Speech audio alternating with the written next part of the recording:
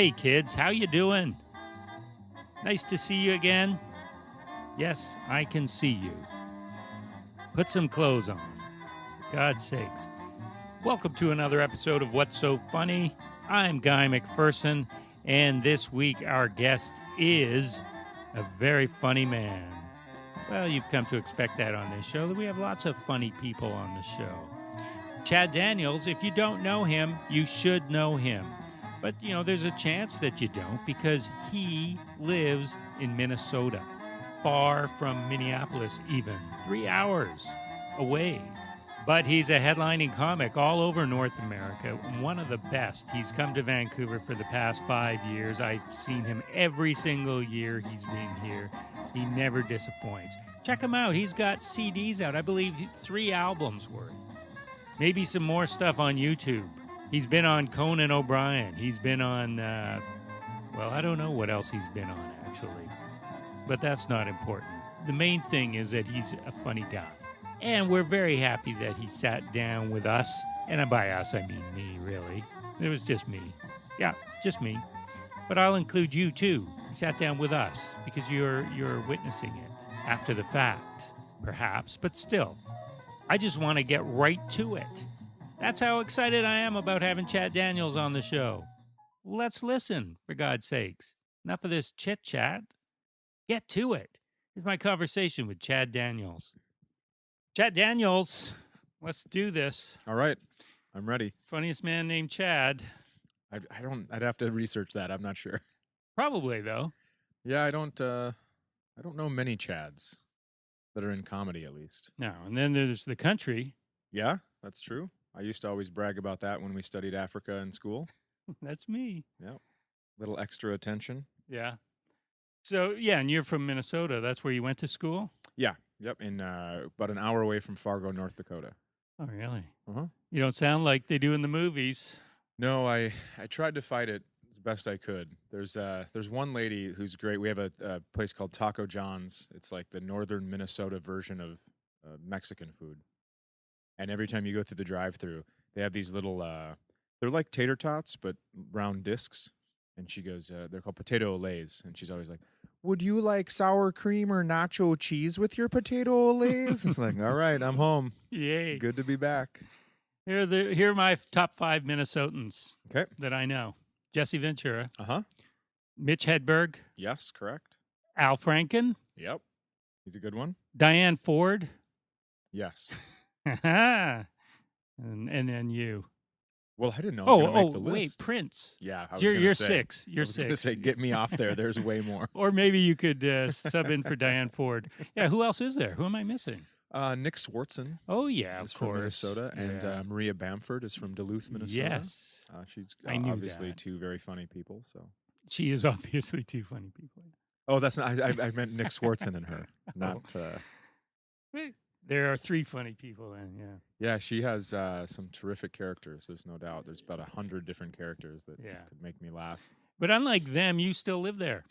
I do. Yeah, I wanted to raise my kids kind of close to relatives and give them. Just because you're lazy. Yeah. You can pawn them off on them. Yep, exactly. I was going to go off on this big explanation like, well, I think they should be with their cousins, but you nailed it. You know. I want to go out. Yeah. Don't want to pay for a babysitter. That's right. So you're a regular here in Vancouver. I see. How many years now you've been coming? I think I've seen you every year. This is my 5th time back. Yeah. And last night, I got to say, a little disappointed. You did 40 seconds of old material. I apologize for that. What? You know, I paid good money. Theoretically, I didn't pay. But, yeah, no, it was fantastic. Oh, thanks. I appreciate it. And I know you have 3 albums out. Yep. So you got a lot of material. Yeah, it's, when you're living in northern Minnesota, there's not a lot to do. That's sitting right. Sit and talk and to yourself. Do you sit and write? Is that how you do it? A little bit of each. I journal. Every day I have an office outside of the house. Do you go by like time? I'm going to journal for an X amount of time. Yep. So I do. Is this the artist's way? You You do 3 pages? Oh, no, I don't know about that. I just go, I read the paper. I write monologue jokes that I don't send anyone, but I write monologue jokes and tweets that I don't really tweet them either. And then I journal for an hour and do Rosetta Stone for an hour, and then I take a lunch break, and then it's kind of free to do whatever after that. Wow. Rosetta Stone, what language? Spanish, but I'm horrible. But it's been a dream of mine to learn Spanish because I just think it opens up and it increases your numbers for communication hugely. But everyone speaks English, Chad. I understand that, but I don't know. I know it's annoying as heck to people when I go to, I was just in Mexico and I'm trying to speak Spanish, and I know that they answer me back in English. That's how I know my Spanish sucks. But I don't know. I like trying. I know. I when I was in Quebec City, I'd walk into all these little shops they have. I don't know if you've ever been there. Nope, I haven't. They would always say bonjour, and I would always try to. I think I have a pretty good ear, and I studied French. My mother was French. I thought I can mimic that right back to them exactly as they say it, and then they'd immediately just speak to me in English. Yeah. Like, how do you know? Yeah. There are times though where I'll say something in Spanish, and then they'll speak Spanish back to me, and I don't know what they're saying, but I don't care. I'm rejoicing in the fact that I tricked them. Ah, I love it. slow down. Yeah, no kidding. But yeah, so 5 times back, and people love this club. We're sitting in here, by the way. We're in the Comedy Mix on a Friday morning, afternoon, and it's a great club, isn't it? It is. The crowd. So last night there's hockey playoffs going on, and it was pretty nice out. It rained a little bit yesterday, but nothing crazy. But people still come in and they're happy and they laugh right off the bat. The host doesn't have to beg them for laughs or anything. And the host this week's great, very funny. And my first time seeing him last night, and I thought he did a great job. It's just a kind of an electric room. Like, people want to be here, and it's not let's try comedy. A lot of times you get that at clubs where a group of people be like, let's try comedy for the first time, and then they get there and don't research it, and why is this man saying this? I've seen this on TV. Yeah, exactly right. Right. But the one of the ones that comics rave about is in Minnesota. Acme. Yeah. Yeah. That's where I started. Yeah. So I got How far spoiled. away is it? It's you? 3 hours now. Yeah, Okay. 3 hours. But I got spoiled so badly. What is great about that club? No one ever really says. Well, the open mic, so there's so many things. First of all, the owner, Louie Lee, is just this amazing guy who started off, he was bartending at another comedy club, ended up buying this one. It was called something else, like Rib Ticklers or something. He bought it. He was great with food, great in the kitchen, very innovative in that way. So he started off cooking there, and then now he's booking the comics, and when I started doing open mic there, he would sit in the back and watch every open micer and take notes. And so there's files on people that started at Acme, and he would help you. And the great thing about him is a lot of times you'll go to a club, and I think maybe it's like that here, I'm not sure, but you're not allowed to play both clubs. Yeah. He encouraged it. He encouraged you to play as many clubs as you can. Right, because his mindset was, I want you to have as much stage time as possible, be as good as you're going to be, because I want the best to play my club. Mm-hmm. So I guess that was his theory, and it worked out. And he's very smart, and he books the comedy he likes. He doesn't necessarily book all guys that sell tons of tickets. He just books comedy that he wants in his club. Oh, that's nice. But is it much of the same thing? Much of the same style? No, no, it isn't. No. So he's got a Catholic taste. Yep. Yeah. Yep. Malsy. Yeah. So comics here, I don't think they can play both clubs, but there's rooms they can play every night of the week, and so they're getting stage time. Is stage time equal across the board, or should it be in a club? I think stage time is stage time. I think that if you're playing a bar that's a rowdy room, you're learning things that necessarily maybe your jokes aren't going over well, but you're learning how to handle other things. So 6 months down the road, a heckler comes at you, and you don't even know you possess this skill, but you just drill him because of the bar gig you did 6 months ago. It's like when Daniel LaRusso was sanding the floor and then found out he knew karate. Just all of a sudden he started getting kicks thrown at him, and he was sanding the floor blocking him. Do you get as many rowdy crowds now, or is comedy so popular that people are more respectful, or they know what to do in a comedy show? I guess I can answer that you get less hecklers, but I don't know why. I don't know what the reason. I don't know if it's because of the popularity. I know that I have a kind of rough persona, not rough persona, but just don't mess with me persona Yeah. on stage. I think that, but then I watch other guys that are, very timid and have characters and stuff, and they don't get messed with either. So Yeah, so I'm wondering if it's a lot of comedy fans are devouring not just comedy, but reading about comedy, listening to comedy podcasts, hearing comedians talk about yeah, hecklers and all that. it could be because there's Yeah. times where you will get a heckler, and then the crowd will be like, "Hey, nobody came here to listen to you." And it's like, "Oh wow, you guys are policing yourselves. This is amazing." You just stand and watch. I don't know why, but I'm happy. Yeah, your persona, it's a great, it walks the line between asshole and nice guy. Yeah, I've heard lovable asshole quite a bit. Lovable asshole, yeah. Yeah. It's clearly a persona, Yeah. judging from our 5 minutes uh-huh. together. Uh-huh. No, it's just that's me. These are the thoughts. That's me. But you act them out on stage. You're not acting them out in real life, are you? Not normally. Yeah. I try to be a, pretty decent human being when I'm out in public.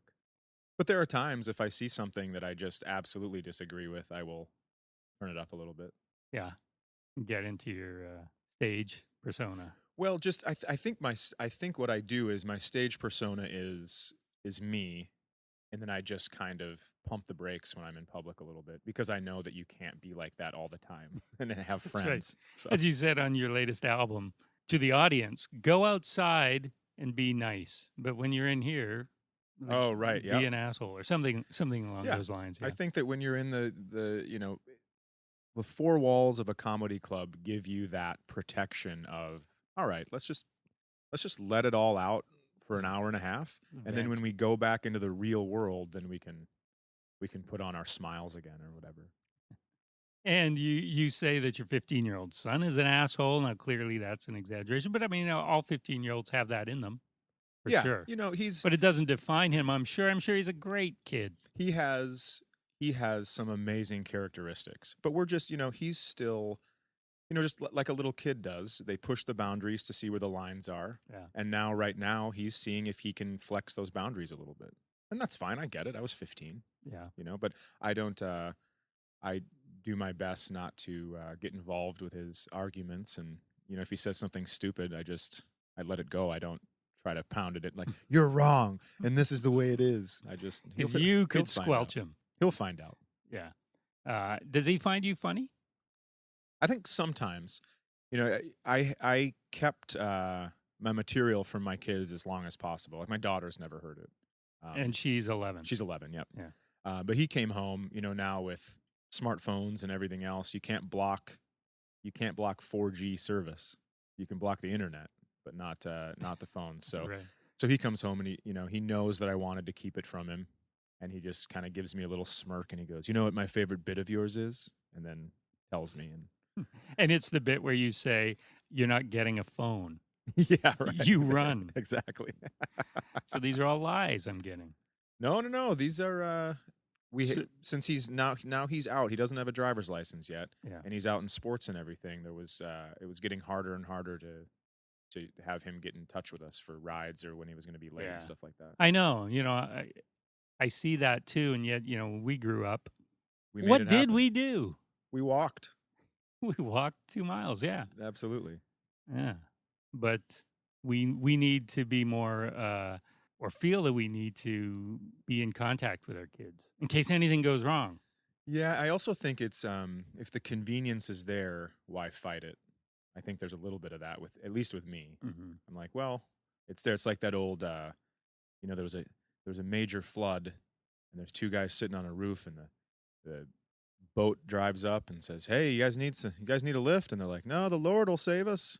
And the helicopter comes, "Come on, you guys, no, the Lord will save us." And then they end up drowning in the flood, and they get to heaven, and they say, "Hey, God, we thought you were going to help us." And he goes, "Well, Jesus, I sent you a helicopter and a boat." Yeah.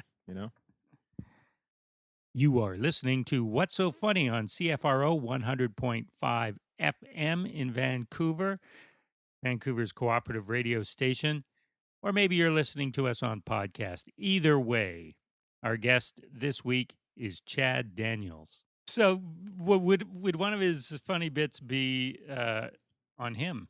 Or would he go, come on? Now, he thinks Harry Panines is pretty funny, which is a bit about he Googled hairy penises to see what his was going to look like when he went through puberty. And True story. True story. And I found it on my browser history. And so that's a bit on, I can't, some album. And and he likes that one. Oh, good. And then, what I do, since he's old enough now, I bring him to lunch. So if I'm going to do a Conan or a late night set or whatever, and I let him know what bits I'm going to do and have him approve them. So it's not, That's good. I'm not shitting on him on the show or whatever. And then I even tell him there's a new thing about, I found a ruler on a sink in his bathroom. Yeah. And I told him, I go, this is going to make the act, right? And he goes, I suppose. He goes, just take it easy. But, he said something very insightful the last time I brought him to lunch. He said, I know you're talking about all 15-year-old boys. You're not talking about just me. And I was like, oh, you're smarter than half the people that go to comedy. This is great. No kidding, yeah. Well, that is good. I know Brian Regan stopped doing material about his kids when, they were younger, but they said, don't talk about us. Mm-hmm. Yeah. Yeah, So you do that too. That. You run it by them. Yeah, I think they have their own lives, and it's not fair to just to use them as material if they're uncomfortable with it. Mm-hmm. Is that true also with your ex-wife? Is there a limit there? Yeah, there's there's nothing about her in my act, as you can see. Yeah, there used to be. Yeah, tons. Yeah, of course. Yeah. So last night, nothing. Yep, but just like a respect thing, and because she came to you and said, no. Not fair. No. Or just because you said, it's not fair. Well, yeah, I just thought to myself, this is somebody's private situation, and I have plenty of other things to go off of. So yeah, like your kids. Yeah, I know. But through the years, we saw you here when you were married, and you'd complain about your wife. I was rooting for you though, because it's nice to hear somebody complain about their wife and then know, it's kind of an act. They're still solid. Sure. And then you came back last time and you were divorced. And it's like, no, those were true. Yeah, well, when I was here last time, I was separated. Okay. So, not to split hairs, but right. Yep. So yeah, that's how that. Tough time. Sure, some parts, but other parts, good, and it I think it worked out for the best for everybody. Yeah. Good relationship. Absolutely. Good. Oh, that's good. Now, yeah, for sure. Now, yeah. I was listening to Mark Maron today interviewing an author named Nick Totches. You don't know him. Okay. He's a 65-year-old guy. And Mark Maron was talking about the heartbreak of his second divorce. Mm-hmm. And the author said, it's good to live with heartbreak. And he said, heartbreak is easier to live with than most women. And once you give up hope, life is more pleasant. I thought that was a great quote. Yeah, it seems so sad, though. It does. It just seems like you've given up. Yeah, you talk on stage about this great husband who made a list, but he's divorced, and he made a list of 10 things. It wasn't 20 things. I was not things. Thrilled about it because everyone was giving him so much praise on these morning shows. The guy got divorced and then made a list of 20 ways to be a great husband, and I'm like, well, hey, dude, how do you know? That's right.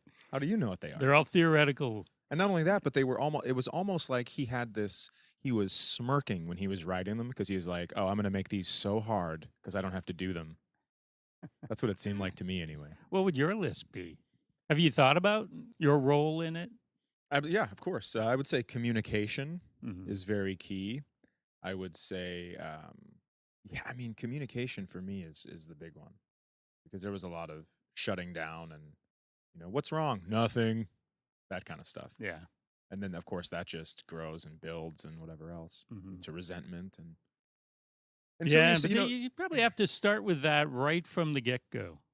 The communication? I think so. Establish it. Yeah. This is how we're going to be. Yeah. We're going to talk because I think that problems grow exponentially. I don't think it's a slow build. Little cracks in the foundation. Yep. Small things. Yep. Absolutely. Yeah. So, what was I going to say? I can't remember. That they grow exponentially, the problems and communication. Yeah, it was something. It was something else. I've lost it. No, we're not going anywhere until you think of it. You will sit here and you will think of what you were going to say. So the divorce came finally, and you still live in Minnesota, presumably for your kids, not career. Correct. Yeah. correct? So, and they're, well, one's 11, so you got another 9 years maybe. Yeah. But were you thinking moving out to LA or New York? I don't know. I definitely would like to live in a bigger city, but that could be Minneapolis even. I just driving 3 hours to the airport and 3 hours back is a bit much. And you're touring a lot. Yeah, so it's an added 6 hours of travel time every Right. time I go out, and sometimes my flight is at 8, so if I'm going to be there an hour early, I have to leave at 4 in the morning, but that's everyone has problems with their jobs. I don't mean to bitch and moan because now I'm here in Vancouver. It's a great day. It's gorgeous here. Really is one of my favorite cities to come to. It's one of my favorite clubs. The staff here is great, very inclusive, which I really appreciate. In what way? It's just like, sometimes the staffs at comedy clubs can be cliquey and they're like, oh, we're going out. And then they do their side work and they're out. Right. But here, like everybody's talking to you and everybody's like, hey, you coming? It's like one of those nice things. And it's not like to sound like I'm lonely. I need someone to ask me to go. But it is nice to be included in things. Whether you go or not, just to be asked. Yeah. So, and it's, I don't know if they're told to do that when they get here, but everyone seems very genuine and very nice, which is great because you show up at some clubs and they're just pissed off about anything, and it's like, oh, very conducive to comedy. Really, very, very happy to be here. I hope your foul mood even infiltrates me. To the talent that comes in, the headliner. They're just in a bad mood to you. No, just in general. Yeah. They'll flash you a smile and say what's up, and then they'll be like, "Give me my goddamn drinks." What's taking so long? You're like, okay, I'm gonna go somewhere else. Oh, that's good to hear. We apologize too much, saying sorry. No, that was. I've never heard it here. Oh, really? But we don't say sorry. Yeah, but I don't think I've never maybe heard anyone apologize. Maybe they've never done anything they needed to apologize for. But it was. I was in Winnipeg at Rumors Comedy Club, which is another great club. I don't know what it is about the Canadian clubs, but the staff there is outrageous as well. I mean, so fun and so inclusive, and had tons of fun with those guys. And but people in the crowd, they'd come out afterwards, and if you got heckled or whatever, hey, sorry when I yelled sorry. It's like, okay, you're good. So we were talking about moving to a bigger city. It could be Minneapolis, Chicago, or New York, LA. Sure. But you think of a comedy in the States, New York and LA, right. Really the right. two hubs. Yeah. Which one would you choose out of those two? Well, I would probably pick LA just because of the weather and the water. I know there's water, in New York as well, but I just think with the colder water. Yeah, surfing and just out in the sun, getting that vitamin D, all that stuff. So that's for living. What about for comedy? Do you have a preference? Well, I don't think so. I mean, I really enjoy New York when I'm there. I know that, one of the guys I met first when I first came here, I was working with Paul Bay, and Phil Hanley was here doing sets to do Craig Ferguson. And he's in New York, and I see him when I go there, and he loves it. And there's some great clubs there and great history, and you can get up. I mean, when I go out there, it's like 2 shows a night I'm doing, and I'm just a visitor. So if if you live there, I can't even imagine. LA seems like that's where the majority of the TV goes on, and all the movies and all the fancy schmancy with all the money. So, I love being able to come out of a building and walk to where I'm going and make things very easy, not get in a car. So maybe I would go to New York as far as comedy goes. So we're working it out right here. That's right. Now, I'm not going to go to either one of them, I should tell you that, but okay. We can definitely get my pick.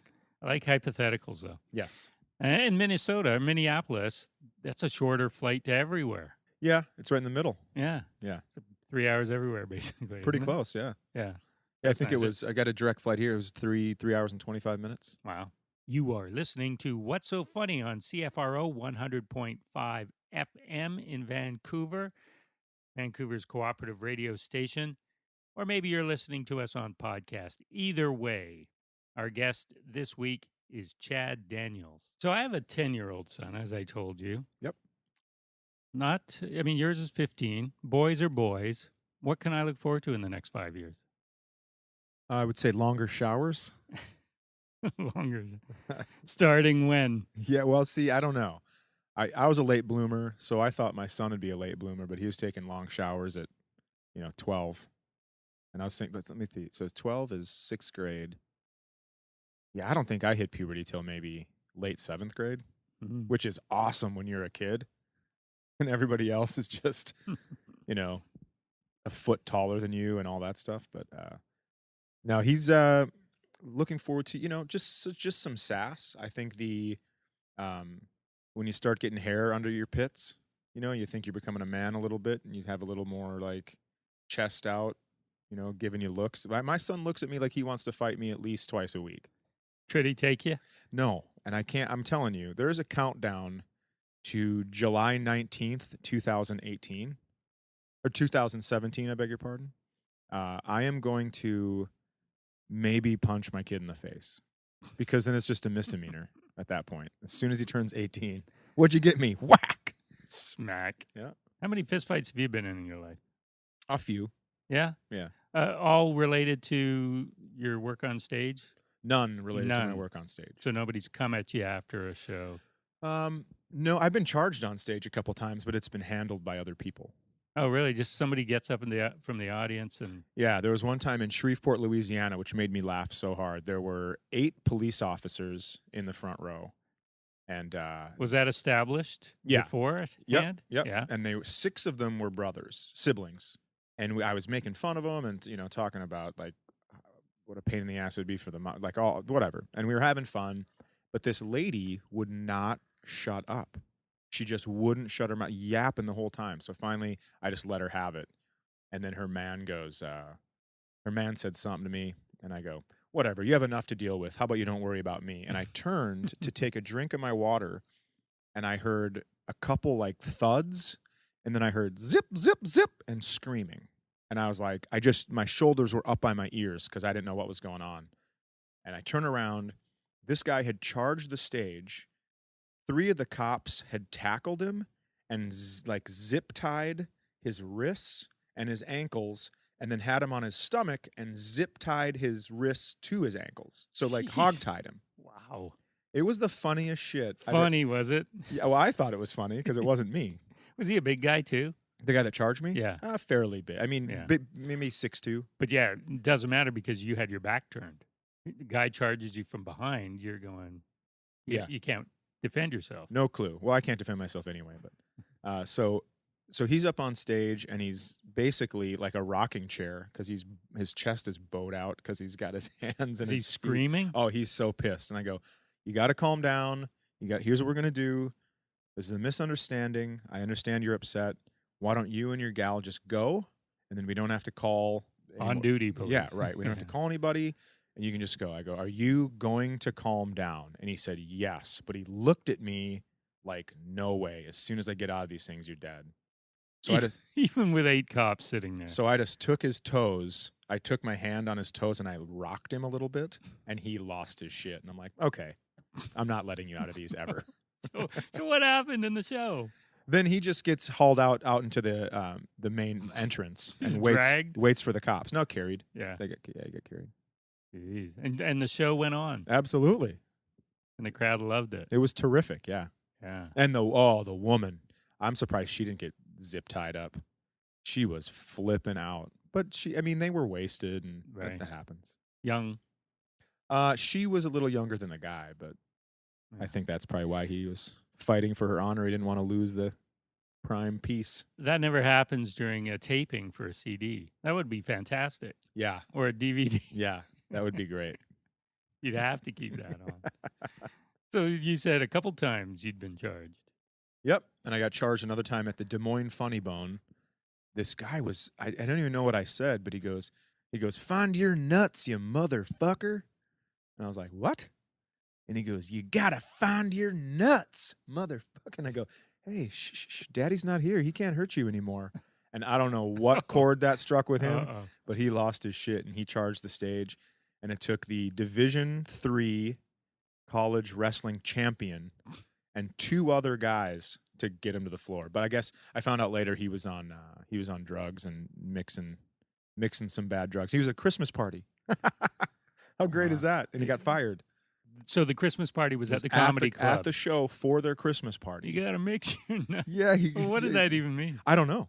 I mean, I think he was so messed up that he didn't have a clue. Wow. There might have been bath salts involved. Yeah. Do you know what the job was? That I don't. It was an company? office job, but he lost his job, and I felt horrible. I'm like, oh, you come out, but if you can't handle your business, handle yourself in public. Yeah. But it's good that you always travel with security wherever you go. Like if anything went down last night, I don't know. I think you'd be on your own.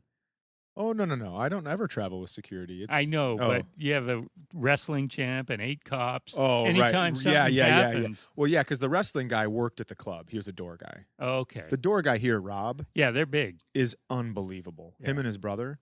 I think that's why there's never hecklers here. Oh, there are. Are there really? Yeah.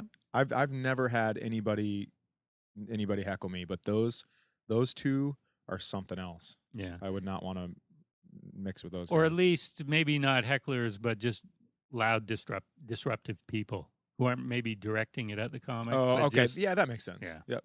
I got you. sometimes you get people that are a little too eager to join in, Sure. and they take care of them. Go in the back and Yeah. shoot them. So that's good. But you've gotten fistfights outside of that, like I as have. a kid. No, I didn't really fight until a little older. I don't even know what happened with it, but maybe just got aggressive for no reason. So you're, But I haven't fought in a very, very long yeah. time. That's why you're looking forward to 2017. That's right. Just Misdemeanor only. dust off the gloves. And it'll just take one comment. But it's like you say with a relationship, it's just the cracks in the foundation are Right. forming. Yeah. And by 2017. Well, it's not even going to take one comment. Oh, Right when he walks upstairs, I'm going to just punch him in the face. hey, Dad. Boom. Yep. Happy birthday. Yes, indeed. Now, you were saying that he was born with something I'd never heard of. He can't turn his hands over. Yeah, he can't supinate. So, Supinate. yeah, he can't. I thought that was a motel. I guess we'll leave the lights on for you. He can't turn his wrist to, I guess, to present his palm. Right. To receive go a from 5. palm down to palm up. Yeah, correct. So he can't do that because you have 2 bones in your forearm, and they move when you do that. When your wrist moves, your bones shift. And then I'm doing it with my fingers like people are going to be able to see it.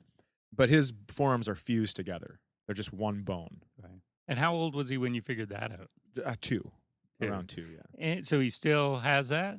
Yep. It seems like, oh, so big deal, but it also seems like, wow, that would affect everything. Yeah, he uses it as an excuse more than he should. So I don't even listen to it anymore. He's like, well, what about? I go, nah, shut up.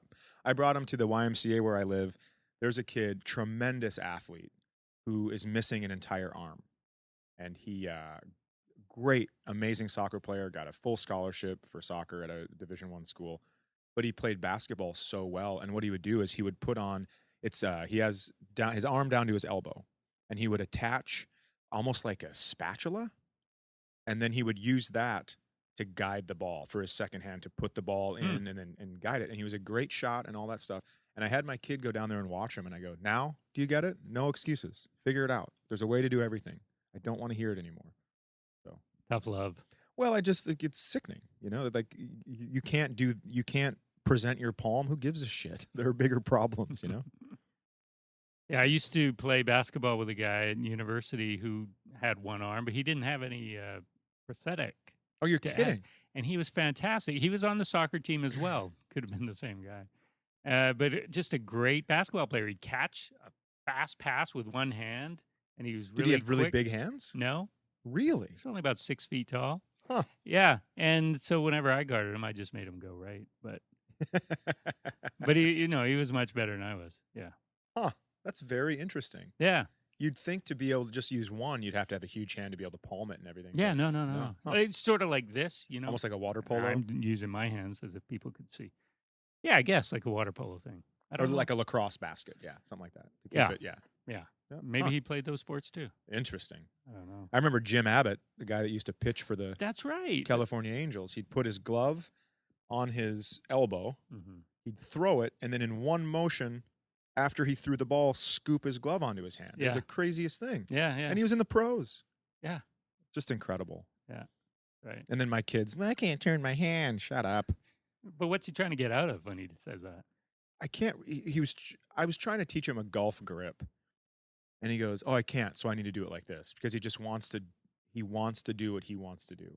You know, like when I punish him, I have him come up with the. I go, all right, we're going to sit at the kitchen table. I want you to come up with what you think is fair to get your electronics back, because when I do it, when I come up with what he has to do, it's like, no, I'm not doing that. It's like it's because I feel like he thinks it's a power struggle, and it's him against me. Well, if I let him do it, he came up with the consequences, so now they're fair. Even though a lot of times he comes up with worse consequences than I would have, so I love it. It works out well. Get my garage cleaned, and Oh, that's nice. yeah, I got to try that. See, these are helpful tips. yeah. It's with him, it's just the way to go. When I let him think it's his idea, or they are his ideas. When I let him come up with it, then I'm out of the. It's no longer a win lose for him. I'm out of the process. But what would bring about a punishment? Well, What like kind of thing? not getting homework done. He had a lot Yeah. of missing assignments, so I took away all his electronics, TV, gaming system, iPod, phone, and then I found out he had borrowed somebody's old phone and was using that for an iPod, and so then that got broken, and then I posted something on Facebook because there was no lock on it, so I went onto his Facebook account and posted this huge thing like, hey, you guys, my name is Isaac Daniels, and I make bad decisions. And just this whole thing about my dad's the smartest person in the world. I'm pretty sure he was trained by a government agency because he knows when I'm lying all the time, and like this whole big dissertation. But yeah, so that's the kind of stuff that'll do it. Yeah. So then pick your own punishment. That's good. Yeah, I mean, as long as it fits, You would have veto power over it, I Yes, guess. Yeah. correct. Like if he says, okay, I can only watch TV for 2 hours. Yeah, yep. Nope, not enough. Try again. Come back when you mean it. It's fun. So how much do you have your kids? Is it split? It's nope. I have them quite a bit. Oh, okay. Most of the Most of the time they're Mhm. with you. Yeah, when I'm home. Yeah. And their mother isn't far away. Right. Yep. Same place. Same. Same town. Yep. And not the same house. Right. That would be. I guess people do that too. They break up and then they live in the same house. Okay. Have you heard that? I have not. Like the one will be downstairs, one will be upstairs. Oh, that was actually presented to me. Yeah. But Too close. seemed weird. Yeah. What's the point then? Yeah. Yeah. Maybe it's for appearances. Maybe. We're not divorced. I heard you say, it's funny. Last night you came here with a completely new, I don't know how long you did, 45 an hour? Something like that. Yeah, 45 maybe. Yeah. And that you have 3 CDs, varying material. So how often do you change? How new is that act? It's I can't put a timeline on my stuff because I don't remember when I write it. But You introduce it bit by bit. right. Yep. So the newest bit kicks out the oldest bit. Mm-hmm. So it's Whether you always- want to or not.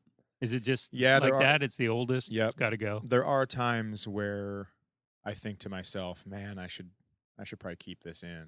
But last night I closed on an older joke. I think my son was 13 when I wrote that one. So, but it's very quick, very to the point. So Yeah, it's like I say, it was about 40 seconds. it's an easy closer. Yep. Yeah, it was good. Now, was there any fallout? I read you said something about Louie CK. As being far as sloppy. No, you didn't use that word. oh, It's kind of loose because Right.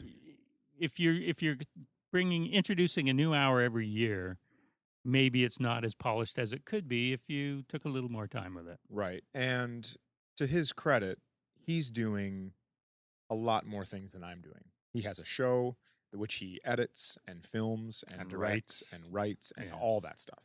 So he's hosting Saturday Night Live. He's doing tons of stuff. So when his material is a little loose after a year, it makes sense.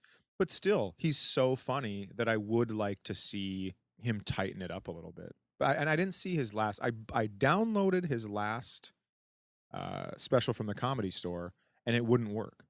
Ah, So he owes me $5 if you're listening. But anyways, no, the one thing that I find is interesting is I have 2 kids that I talk about with some disdain once in a while, and so I get compared to him because of that quite a bit. I had a bit of mine end up on one of those chalkboards outside of a restaurant. It said, babies are miracles. When they're born, their feet are tiny, yet they can somehow step on all their hopes and dreams, or Yeah. step on all your hopes and dreams. And so that ended up on one of those chalkboards. Credited? Nope, not credited. I'm okay. Oh. I'm okay with that. The thing I'm not okay with is when it's on Facebook and then somebody goes, oh, this is Louie CK. This is from Louie CK's album. He should get credit or whatever. And then and then there's a link and you listen and it's not even close. And so I do appreciate when fans come to my rescue and they'll put, it's not a Louie CK bit, it's word for word, Chad. And then they put that bit. And then they can argue for 100 comments. I don't care about that. But it's nice to do that because I did Conan and I did a bit about my son, what he would do after school with a couch and the refrigerator and whatever else. Yes, I saw that. And somebody said the bit about the teenage boy is word for word Louie CK. And then somebody a fan came to my rescue and said, Louie CK has 2 daughters, you fucking idiot. Which I thought was very nice of them, because he's not. So word for word. Daughters humping the couch? Yeah. Yeah. So you don't mind if it's not credited? I just don't want to be accused of taking from another comic. Like I've actually started. Yeah, I've started. It's almost a blessing that that I try not to watch a ton of comedy, but when the big guys are putting out specials, I like to see what they're doing. Mm-hmm. Bill Burr's last special I thought was just tremendous. Yeah, he's great. That his bit about the old guys being racist. Like, well, what did you think they thought? I thought was the perfect line for a special. I mean, for just that bit, for the special, for social commentary. I just think it's so relevant. Mm-hmm. What did you think they thought? Relax. I just think it's great. He's very, very funny But guy. did Louis pave the way for that kind of comedy where you can call your kids assholes? I don't know. I know that my manager called me because I was doing some stuff about my kids about, I had an old joke about the wipers on the bus go beep, beep, beep. And I go, well, your bus is broken, stupid. That kind of stuff. When my son was very young. And then my manager called and goes, uh-oh, Louie CK just called his daughter an asshole on TV. You're in trouble. And I was like, oh, okay. So I think he knew that I was, now everything was going to get accredited to him. Ah, I see. So, and by the way, I'm not saying I started it. What I'm saying is that other less high profile comics may have been doing it. Correct. And he was the most high profile. Right. And he may have been doing that years before he took it to television. Yeah. I have no idea. But I'm just saying it's almost like when you're searching Google and it says feeling lucky, it's almost like that with Louie. If Louie says 2 words in a bit and you have a bit about those 2 words, they're going to be like, hey, that's a Louie CK bit because he said, car and animal. Right. You're like, damn it. I guess you're right. But he's worked hard for it. I mean, you get to the top, I suppose that's what you get. Sure. And I like your point, how, his specials are hilarious. He's great. Yep. But it would be fun to see how great they would be. Sure. Just with more polish, maybe, or more tags, or whatever it is you think that more time would give them. Right. I mean, I know that you're supposed to, as a comic, everything is supposed to come off as, I just came up with this. Yeah, that's the magic. Right. But there was a little one I think he did in Arizona or something. It's in the round. And I thought there were times where it was like, oh, this feels very open micy to me. It feels very fresh and almost like when you're watching it and you can think of something really funny to put with it. And you're like, oh, man, if you just would have given it some time. But then again, he doesn't have to. He sold out in the round and sold 1 billion copies of it. So I sound sour grape sitting here and talking about it that way. But for me, I would like it tightened up a little bit because as a fan. Yeah, and for my comedy. And for you yourself, yeah. So you go to LA and people have their set list written on a napkin and they're like, oh, this happened to me today. I was at CVS, and then they'll tell you a story about Cadbury eggs, and you're like, it was Easter 6 months ago, dude. Please don't write that down on a napkin and pretend it happened today. Yeah. Yeah. Or what else should I talk about? And then they read the notes. Yeah. Let's see. What else can I tell you about myself? well, I don't know you, so you're Yeah, going but to have to do that's it. a whole new style of comedy. Or not even that new now, Sure. but it's accepted. Yeah. Before, when they started doing that, it'd be like, whoa, what a rank amateur coming on with his set Right. list. But now everybody does it. Yeah, that's true. Not you though. You got nothing but time in Minnesota to memorize your Fucking act. robot. That's why. It's word for word every single. Nah, I'm kidding. No. But yeah, Louie. So do you know him? I've worked with him. So my CD "Busy Being Awesome" was taped at Acme, and I was actually featuring for Louie that week. Oh wow. And he was kind enough to. I went and asked him. I said, "Hey, do you mind if I record?" And he was great about it. And it was all sold out shows. He actually talked about that week on. I think it was the Tonight Show recently, where he went on and said that Lewis, the owner, was the first guy that ever paid him big money, and it was the first time where Louis thought, "Oh my God, this can be something good." I guess he handed him an envelope with $10,000 in it and said, "You earned this. This is a bonus because you sold out every single show. This is your money. You earn this money." And Louis was like, "Holy shit! I guess you can actually make a living." When was that? Boy, I'd have to look at the CD to Like figure out when it was recorded. 15 years ago? Oh no, No. maybe I'll say 5 or 6. Wow.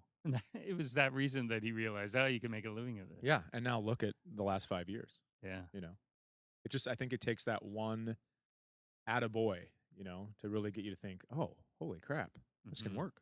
Well, especially with stand-up, because he did have a few TV attempts. Yeah.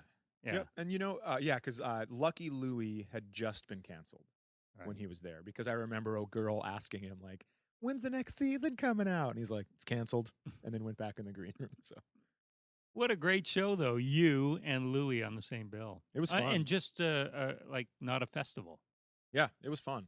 It was great, and Louis Lee, the guy at Acme, always gave me good fun weeks. I worked with Gaffigan there, and just a bunch of great, strong headliners.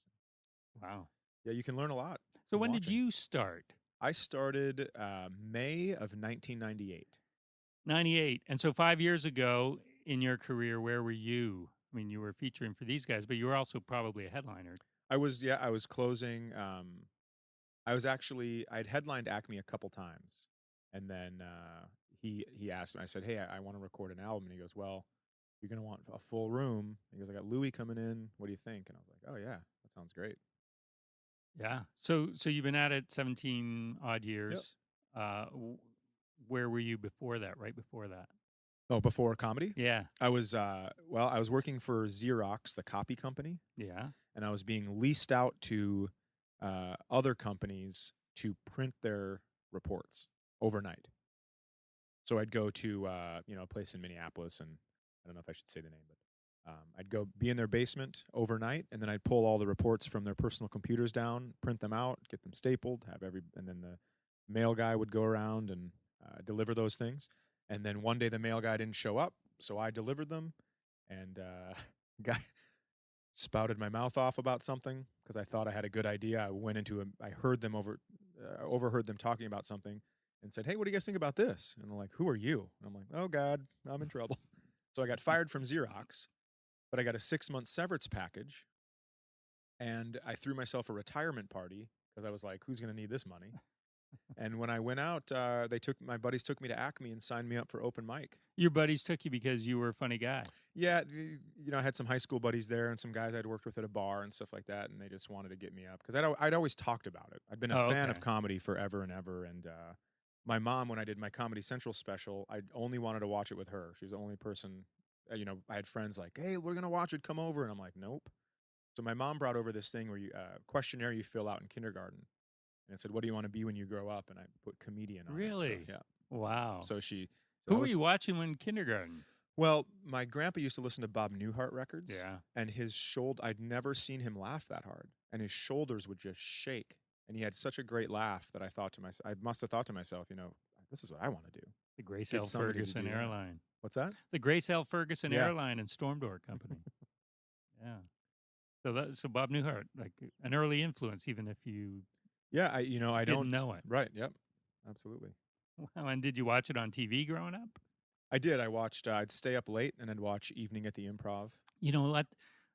I interviewed Bobby Slayton right here a couple weeks ago, and the night before, I went binge watching Evening at the Improvs.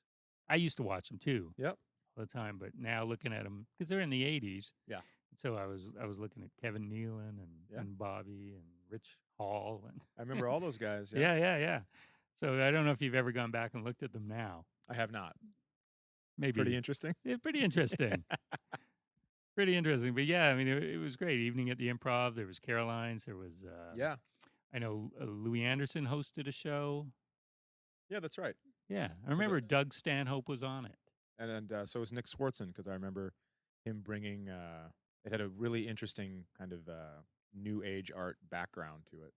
Yeah, but I remember thinking like, oh, he's bringing out guys from because Alex Cole, a guy from Minnesota, was on it. I know Louis liked to help guys from Minnesota. Ah, oh, is he from Wild Bill Minnesota? Bauer. Yep. There's another guy on the list. Yeah, he's one of the grandfathers of comedy. Or Yeah. Godfathers, grandfathers, grandfathers. Grandfathers of comedy. Louis. You ever work with him? I have not, but I've met him several times. Yeah. He used to Ian Bagg. Yeah, Ian Berg. Yep. Hey, everybody, my name's Ian Bagg. Holy crap, I'm going to punch you in the tit. Perfect. So he used to have a live talk show in the small room of the Comedy and Magic Club in Hermosa Beach. Ian did. Yeah.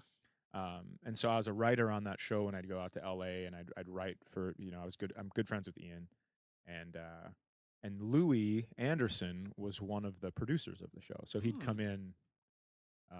This quite a live bit. show you're talking about. Yep. So he had a staff of writers. Yeah, it really was. He'd show clips up on he'd put a movie screen up and he'd show clips like A Man About Town. We'd do sketches. And then, even there was one time Chris Rock was hosting the Oscars and he was in the big room at Comedy and Magic practicing his Oscar material. And then he came over and did a set and an interview for the Ian Bagg show. So nice. It's pretty neat. Yeah, I know he did it up here during the Comedy Fest years ago. Okay. And he did something with a screen where he followed around bad drivers, and the audience had to guess old person or Asian. Yeah. Yep. And then he'd drive up beside them, and yeah, we did that bit too. Yeah, you did. Yep. Yeah. So I think it was that show that he brought up here. It was a funny show. Yeah, but just never got any traction. Was the dream to maybe take it to TV? Yeah, I think eventually, or at least have people, put Ian on the list when other guys were dropping off of their talk shows, to have people talking about, well, what about that guy from Comedy and Magic? Because there were agencies. No, he talks too fast. Yeah, this guy's 1,000,000 miles per hour. And so was that your first writing job? Have you had others? No, I've not. I've not pursued really anything in my career but stand up, which That's sounds good. horrible, but no, it sounds good. it sounds lazy as shit, and you know it. That's why you're so solid, because you're not being pulled in different directions. You're not working on your Oscar jokes, and you're not making movies and TV shows. That sounds way better. Let's say that. That sounds much better. Why aren't you successful? Because I'm concentrating on stand-up. Well, I saw Amy Schumer here a few weeks ago, and I didn't think it was a great set. And then I justified it in my mind, thinking, well, she's really busy. Oh my she God! Wrote she wrote that movie. She has the TV show. She's doing award shows. Yeah. Who has time for stand up? But when you're paying the money, again, no, I wasn't. But you want to see your best effort on stage. Yeah, I think there are a handful of people that right now can just coast on who they are on stage. I mean, I know that's probably against a lot of people's principles, but I think that people just want to be there to see her, to say they've seen her. And I think she's one of them. I think Kevin Hart could go on stage and shit the bed, and people would love just to be there. Mm-hmm. I think those two right now are probably the hottest things going. I was just in Las Vegas last weekend, and she was there, and Kevin Hart. They were taking pictures outside of this brand new club at Caesar's Palace, and it was a mob. We didn't know what was going on, and I peeked over the camera guys, and there she was, and I'm like, holy shit. This lady is on fire right now. Yeah. Yeah. But, I love stand-up. You love stand-up. And that's what made her. So you'd think, well, don't forsake it. for all the other stuff. Yeah, you know, I haven't seen her do a ton of stand up, Mhm. so I don't know how she started. I've seen her a couple times, and I thought she was funny when I saw her. Yeah. So Yeah, no, she's a funny person. yeah, Yeah. absolutely. And from what I've heard, this fourth season of Inside Amy Schumer is more political and more social commentary. So I'm interested to see that. Yeah. You watch it? I have not, but now that I've heard all that stuff, and I have friends that are on the show, allegedly. Like I said, I haven't seen it. But Allegedly. well, you know, sometimes you hear like, "Hey, I got a spot on that show," and then they get edited out or whatever. Right. Oh, I see. Have you done much TV other than your stand up? Nope, zero, Any? Zero. zero other than late night spots. Is that a goal As far as as far as like a show or something like that. well, anything? You mean starting out maybe just as roles on other people's shows or Yeah, getting your own? I would love that. I think Bill Burr hit it right on the head when he said, "I don't want my own show because having your own show is like a boat. You have to keep it clean and keep it docked, and you have to have all these services done to it." He goes, "What you want to have a friend with a boat, and that Mhm. way you can just show up and go on the boat and not have any of the responsibilities." And I think that would be perfect. Yeah. I have a couple of buddies that are, really, really close to getting shows on TV. And if those cocksuckers don't let me on their show, forget it. There's going to be murder in the streets. Just for a few days. Yeah, That's all you need, right? that's it. Yeah. Just one appearance. Or let me just write one bit and then put me in the writer's credit. Well, you think like Brian Regan got his success through stand up. Yeah. You know, he was in the Chris Rock movie, a little part, but he killed it. That would be Okay. great, right? Just something like that. Yeah, I think I saw that clip. Was it like a DJ Yeah, at yeah. XM or something? Yeah, Yeah. okay. Yeah, just something. Listen, I'm very, very happy with my life. That's Mhm. just a fact. I'm not going to. This sounds so lazy and horrible, but I'm not going to push for superstardom. I have I have two great kids. I love my life. I love doing stand up. But absolutely, put me on a show in a little part, and hopefully, it's funny as heck, and that'd be fine with me. Not a lot in Minnesota, though. Not a ton going on. 3 hours outside of Yeah, Minneapolis. not a lot going. You'd be surprised. Not a ton going on up there. Cable access, maybe? Yeah, maybe. Yeah. So as a kid, though, you liked comedy, and you were the cut up, getting boners in church and things like that. Yeah, I guess so. I guess I was. I was kind of the guy that, again, my teachers liked me, but sometimes had to send me to the office. It was like lovable asshole thing. Perfect. There you So, go. yeah. That's where it all started. Yeah, somebody told me that a lady after a show one time, she goes, I didn't like anything you said tonight. And I was like, okay. She goes, but you have a smirk that made me buy into a lot of it. And I was like, oh, interesting. I'd never heard that before. But I guess I Yeah. have this little devilish, cat that ate the canary smirk that I have on stage. I don't see it. Yeah, that's interesting. Oh, go ahead. People will just tell me things all the time that I have no idea about. They'll be like, "Where'd you get your cadence? What do you think about your rhythm?" And I'm like, "Oh, I don't think about that because I don't have any idea. I didn't try to do it. I don't know what you're talking about." So, but when people tell me, I'm like, "Oh, sure, I'll play along with this." Yeah, she didn't like anything you said, but it's undeniable that it was funny. And she probably thought it was funny too. She just didn't like where you went with. Sure, and I Yeah. get it. Yeah. I absolutely get it. I was telling Mike, the manager, last night. I was telling him that he goes, "Yeah, sometimes people groan in Vancouver," and I go, "Well, right, but when I get groaned, I have groans written into my material, so I can yell at them, so Yeah. they know." It's almost like all right, we're 15 minutes in. Here's a wake up call. So it's kind of written into it, but So that is universal, the groan. yeah, and there are some times where I get groaned where it doesn't make any sense to me, and that will stagger me. Like I'll, But I maintain that comics have a a bad impression of groaning. It's not a negative. Sure. I mean, a response is a response. Yeah, but the groan is still on the way to the laugh.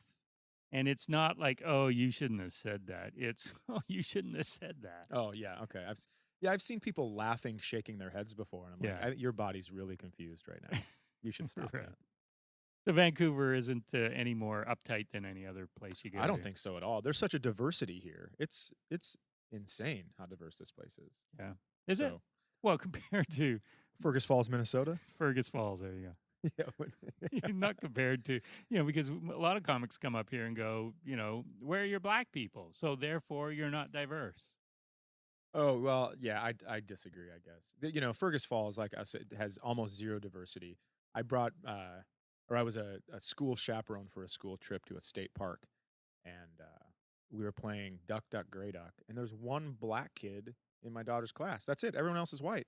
And so this kid's getting black duck every time they go by, like yellow duck, red duck, black duck. And I'm like, we got to stop that shit because I saw it 3 times in a row. And I'm like, okay, let's think of how about no more colors? Let's think of characteristics or whatever. And so it's just like broken arm duck, and then the kids sit there forever because they can't think of anything. But I can't have this kid being called black duck the whole fucking day. So I don't know that game. That is something that they just come up with. Oh, is they it duck, assign duck, a number. duck, duck, goose? Have you heard of that? Yeah. Same thing. Okay. Except we call goose gray duck. That's the only difference. But you assign a color to a person. You assign, you just go around, and then when you say gray duck, you tap the person on the head. You're sitting in a circle, and there's a person walking around the circle, outside of the circle, tapping kids on the head, saying, whatever, different than gray duck. And as soon as you say gray duck, that kid has to get up and chase you around the circle, and the kid tags you, and you're it again, or you sit down in their spot after you've gone all the way around the circle, and then that person's it. So they have to go around the circle touching people on the head. Huh. And you wonder why lice gets spread so easily. Yeah, that's right. It's funny, you've played a clean festival before. Yeah. And even your set on Conan, your TV sets aren't clean. How did you... I mean, they're not swearing, Sure. but is that all is required for a clean set? Well, I lost in the first round. It was a contest. Oh, a clean Festival? contest. Yeah. It was called the Great American Comedy Festival. It's in Johnny Carson's hometown. And in basically, Nebraska. Yep. And what they want you to do is they want you to write a set that you would have put on the Tonight Show with Johnny Carson. Ah, good concept. Yeah, absolutely. And very, very funny people. People I probably wouldn't have met otherwise because, we're all over the country. So headliners, known names. Right. Yep. Okay. Or at least maybe not known names, but headliners. And we had a blast. And I went up and I went first the first night. And I said, as soon as I grabbed the mic, I go, by me opening my mouth, I'm losing this contest. Just so you know. And then I opened with the bit about the getting in a fight and the guy saying, I fight like a girl. So I had sex with his best friend because that's how girls fight. And the place was just like, ooh. I was like, okay, this is going to be the longest 6. And I brought my son because I knew it was going to be clean. So I could let him go and it wasn't going to be filthy, sex here, sex there stuff. So except for you. No, dad. I don't talk about sex that much. Well, you just said. Oh, sex well, that's with his stuff. friend. Well, yeah. That, but not graphic is what I mean. No. But Phil Hanley was there too. Oh yeah, how'd he do? He did great. He made it to the finals, and Phil and my son actually became friends on that trip, along with Joe Zimmerman. I don't know if you know him, but he's also a very, very funny guy. And they were both so nice to my kid. It was great. Phil is a great guy. He gave my son a DVD. Oh, nice. Of some movie he wrote on. Phil's an awesome guy. But Phil had his backpack on and knocked a decorative plate off a wall of the host home we were at for the final dinner, like the wrap dinner. And my kid would not let him live it down. And it was so funny. Like, my son had everybody laughing, and I was just like, that a boy. All right. His kid's funny. Yeah, he is. He's dry, though. He's very dry, but that's good. Yeah, I like it. Yeah. I absolutely like it. Does he have plans? No, he's a northern Minnesota guy. He hunts, he fishes, he wants to stay there.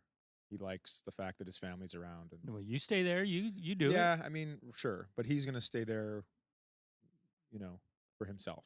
Doesn't just get a job, or he's going to college and get a career. Yeah, I don't know. We've talked about college, and he kind of a play it by ear guy, like I was. I mean, it's tough to get mad at him when He'll get fired from a job and then go into comedy like you. Yeah.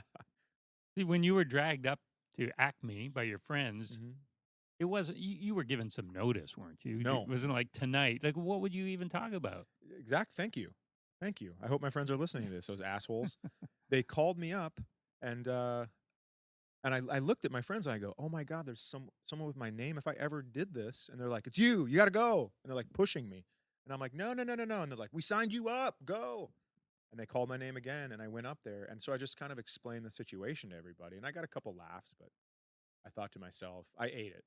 No doubt. I was white knuckling the microphone, unscrewing the stand and screwing it back, Yeah. and I got done and I'm like, if I actually wrote some material, I could come here and do well. So I went home, wrote some material, went back and ate shit just as hard the second time. And I'm like, yeah, but I like the people here, so I'm going to keep coming.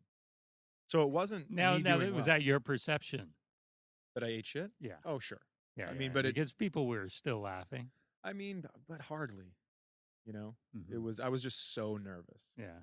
that I So you didn't immediately go to, I bombed when I wrote material as well. So why not just go up without material and No, get the same yeah. reaction? Well, I took a break after that, but I kept going down there to watch. Yeah. And then I would hang out with the guys that were there, and it's just like, oh, I get this. I Who- get where they're coming from. And Who struck you as somebody that you really sat up and noticed when you went back to watch? Dave Mordall is a guy. I know the name. He was on the first season of Last Comic Standing. Okay. And I'd say he's probably the best joke writer to ever be in Minnesota. Wow. I mean, he is just solid as can be. And he doesn't really do stand-up anymore. He's on the morning show for the radio there. But some of his jokes were structured so well that you just got lost in them. And yeah, he was really amazing. So, but when I started, I was real boy bandy, just like bouncing around. I was high energy. Yeah. And then I watched some of the tapes from when I was like that and just start dry heaving. It's so gross to me. We can't watch them, can we? They're I don't not think online? So. No, they're not online, and I don't think they ever will be. Like those old Evening at the Improvs? So disgusting. Boy bandy, Chad. That's right. And then over the years, you just, I guess, marriage and kids. You know what? I settled you down? No, I sprained my ankle playing basketball, and I had to go to Sioux Falls, South Dakota that night, and it was a horrible sprain. I was in so much pain, and I couldn't even stand on it. So I was sitting on the stool, and it was my first headline gig at a club. And I thought to myself, oh my God, you were going to need to learn how to write some material where you can sit on a stool. Because so the moving around had to do with your act. Like you wrote that into it. Right. Yep. So I was pretty physical with my material, and spraining my ankle was the best thing that could have happened to me. Really, and I opened for Brian Regan 2 weeks later, and my ankle was still really messed up. And he came in, and I was sitting on a stool, but I only had to do 15 minutes, so that was a little easier. And I'd brought CDs with me because I was on a 2-week run, and I had 2 boxes of CDs with me, 45 CDs a piece. I get off stage, and he goes, oh, the MC's up there, and he goes, I really like your stuff. And I go, oh, thanks. I was kind of frozen because I'd never met him. And he goes, if there's anything I can do, for you, let me know. I'd love to help you and whatever. And I go, hey, do you mind if I sell CD? I know this is weird, but do you mind if I sell CDs during your show? Or, after, during? Just CDs here, popcorn, CDs. So after your show, after the next show, I said, because I didn't mention him this show. And he goes, yeah, no problem. So he goes and does his thing and takes his request, and he just murders. And then he goes, hey, just so you guys know, Chad's going to be selling CDs after this show. And if it's okay with him, we're both going to sign them. So come on over and whatever. Nice. And I almost sold out that show. Almost sold all 90 of my CDs. Wow. Yeah. So what a sweetheart of a man. Yeah. So, but they were there to buy your CDs, not just get his autograph. Absolutely not. They were there to get his autograph. 100%. You haven't sold any since. Yeah, that's exactly right. Who makes you laugh? Ian Bagg. Eddie Gosling. Ian, I love the way he works a room and then brings it all back. And yeah, at the end of that, he goes, what did we learn tonight? Yeah. And as soon as he says that, I'm just like, I'm ready to watch magic happen. Yeah.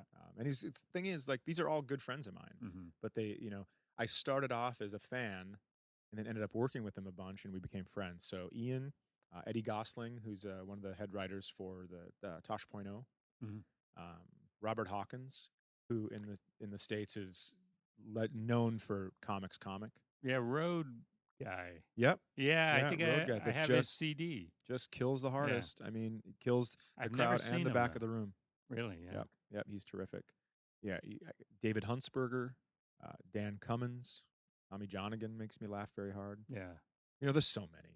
I'm sure I'm forgetting it. Chris Fairbanks. He's got that scatterbrain thing going that just kills me. I don't know him. Yeah, just that's the thing. It's like these guys are no-name guys, but or for the most part, anyways. Mm-hmm. But just destroy. That's why, I tell people always go to see famous comedians, and then the famous comedians they're not really that great. They're from the movies or SNL, and they're just doing stand-up to make 15 grand for their week because of their name. And then they'll come see a no-name guy and they'll be like, "Oh, that was much better." And you're like, "Well, that's because I'm trying to do stand-up." That's what we do. Yeah, it's different. So yeah. So I guess, anyways, my point is, take a chance, man. You don't know the guy's name. Mm-hmm. Take a chance on it. Well, I say that too. Like listening to say Marin's podcast, I listen to them all. Okay. In order. Okay. And I know friends who listen to a million podcasts, and they listen. That's one of them. And I'll say, "Hey, did you hear this episode with so and so?" They either say, "No, I don't know him," or "Yeah, I don't like him." And I found that if there's somebody that I previously didn't like, I like them on there. Or somebody I'd never heard of, I go, "This is fascinating." Okay, sure. And the same holds true with comedy too. I think so. If they're established headliners, they know what they're doing. Yeah, it's like when you go to a movie where you haven't seen any of the trailers. Those are the best. Yeah. My friend David Huntsberger, the guy I just mentioned, who makes me laugh, he Isaac Whitty's another guy. I got 100. Kevin Bozeman. I got a million guys that I could tell you, but I went to 2 movies with him. I went to Moonrise Kingdom and Hurt Locker, and I didn't know anything about either of those movies. I thought they were like these indie movies no one had heard of, or just going to be whatever. 2 actors in a room the whole time, and they were great. I didn't know what was going on. I didn't even know Hurt Locker was about the war. I didn't know what Moonrise Kingdom was about. Nothing. And I loved both of those movies. So I think going in without any expectations is terrific. So I think comedy, you don't know about it. I mean, I would suggest watching a clip maybe. If somebody comes and like, "We're going to go see Chad Daniels before church," or something, maybe not the greatest. He sounds nice. Yeah. Look at his smile and his chubby little cheeks. This is nice. You ever read Playboy interviews? I don't. Oh, or at least I haven't for a while. Yeah, they're fantastic. Interviews. Yeah, they're long, in depth. So I've got a book of their interviews. I'm rereading it. It came out in the '80s, so they're old. Okay. But I was looking through some questions, and I wrote down some questions. Okay. And I'm just gonna have you pick one, and then answer it. All right. Okay. They were asked to different people. I wrote on here who they were asked to originally. Oh, cool. I was going to ask you about that. All right. Yeah. I'm going to go with. Pulling out of a bag. This one. Question. What is it? This was asked of Madeline Murray. Yes, Madeline Murray O'Hare. I think she went by later. What is the proper female role in your opinion? For Chad Daniels. Probably spicy tuna. Come on, who's with me? That was a... Let's see. Goes the sushi route. Big time. The proper female. Well, now there isn't one. It's every do what you want. Do what you want. Yeah, it's there's something to be said for you can do anything. You can be anything when you grow up. Anything you want to be. So I don't think there is a proper role. Yeah, this was I think probably asked in the '60s. Yeah, I mean I would say just in general, men and women. I think the proper role is to not make your group look like a bunch of assholes. I think represent properly. Yeah, represent with a little bit of class, and do it upright. And communicate. Communication is key. We've been doing that. Good. You and I. I know. Here. Thank you, Chad. It's been my pleasure. That's it. No, it's been mine. Yeah. And see you here next year. Thanks for having me. I'll be here. Absolutely. Great. Good guy, right? You can sense it. You see him on stage, you wonder maybe his relationship with his kids.